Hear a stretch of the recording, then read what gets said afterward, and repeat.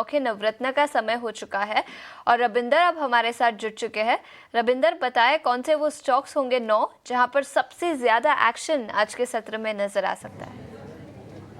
जी बिल्कुल, आज के नवरत्न में सबसे पहले हम शुरुआत जो क्रूड सेंसिटिव स्टॉक्स हैं उनसे ही शुरुआत करते हैं। यहाँ पे पिछले कुछ टाइम से ये सभी स्टॉक काफ़ी फोकस में, यहाँ पर मिडल ईस्ट में जो कॉन्फ्लिक्ट चल रहा है उसके चलते, तो यहाँ पे आज भी ये स्टॉक फोकस में रह सकते हैं। यहाँ पर ब्रेंट क्रूड जो है $83 पर बैरल के आसपास यहाँ पे ट्रेड कर रहा है और 2% का यहाँ पे उछाल देखने को मिला ब्रेंट क्रूड पर, जिसके चलते OMC स्टॉक्स, पेंट्स और टायर कंपनीज पर जो है नेगेटिव इंपैक्ट देखने को मिल सकता है। दूसरे स्टॉक की बात करें तो यहाँ पे गुजरात गैस भी फोकस में रह सकता है, जहाँ पर गुजरात गैस ने अपने इंडस्ट्रियल यूजर्स के साथ गैस सप्लाई एग्रीमेंट पर फोर्स मेजर क्लॉज इन्वोक किया है कि जिसके चलते डेली कॉन्ट्रैक्टेड क्वांटिटी को रिस्ट्रिक्ट किया जा रहा है इफेक्टिव फ्रॉम मार्च 6, 2026। और कंपनी ने कहा है कि ये जो एक्ट ऑफ वॉर है वो इंश्योरेंस कवर के अंडर नहीं आता जो उन्होंने लिया है। सो इसके चलते यहाँ पर गुजरात गैस आज फिर से फोकस में रह सकता है और प्री मार्केट में स्टॉक्स में जो है 3.5% के आसपास की यहाँ पे गिरावट देखने को मिल रही है। तीसरे स्टॉक की बात करें तो अपने IEX फोकस में रह सकता है अपने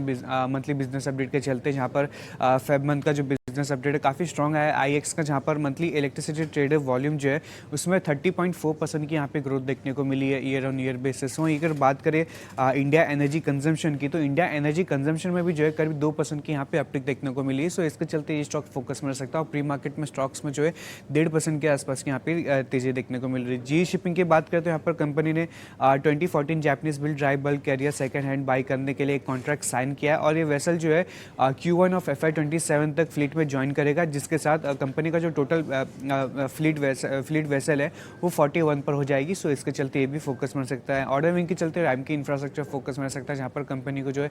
EPC ऑर्डर मिला 1401 करोड़ का और कंपनी को ये ऑर्डर जो है महाराष्ट्र इंडस्ट्रियल टाउनशिप से मिला, जिसके चलते ये स्टॉक भी फोकस में रह सकता है। वोडाफोन आइडिया की बात करें तो यहाँ पर रेटिंग एजेंसी जो ICRA, उन्होंने long term fund based term loans का रेटिंग जो है अपग्रेड किया है स्टेबल से पॉजिटिव, जिसके चलते ये स्टॉक भी फोकस में रह सकता है। दूसरे स्टॉक इसी के साथ साथ FMCG स्पेस से हिंदुस्तान यूनिलीवर भी फोकस में रह सकता है, जहाँ पर कंपनी ने जो है न्यूट्रिनलैब प्राइवेट लिमिटेड में अपनी 19.8% स्टेक सेल कंप्लीट कर ली है, जिसका जो टोटल स्टेक सेल का जो कॉस्ट है वो करीब 307 करोड़ का था, जिसके चलते ये स्टॉक भी फोकस में रह सकता है। SBI लाइफ की बात करें तो यहाँ पर कंपनी को पहले यहाँ पर टैक्स डिमांड ऑर्डर मिला था 5317 करोड़ का, वो अब रिड्यूस होकर जो है 471 करोड़ का हो गया है। सो इसके चलते ये स्टॉक भी फोकस में रह सकता है। आखिर में बात करें कि यहाँ पर ग्रैन्यूल्स इंडिया फोकस में रह सकता है पॉजिटिव ब्रोकरेज के चलते, जहाँ पर इलारा कैपिटल ने जो है स्टॉक पे इनिशिएट किया कवरेज बाय रेटिंग के साथ और टारगेट प्राइस जो 775 का रखा है, जहाँ पे उनका कहना है कि ग्रैन्यूल्स इंडिया के पास API, FPIs और फिनिश डोसेज अक्रॉस पूरी वैल्यू चेन कैपेबिलिटीज़ है और कंपनी की रेगुलेटेड मार्केट स्पेशली US में जो है काफ़ी स्ट्रॉन्ग प्रेजेंस है। सो इसके चलते यहाँ पर ये पॉजिटिव रिपोर्ट के चलते ये स्टॉक भी आज फोकस में रह सकता है।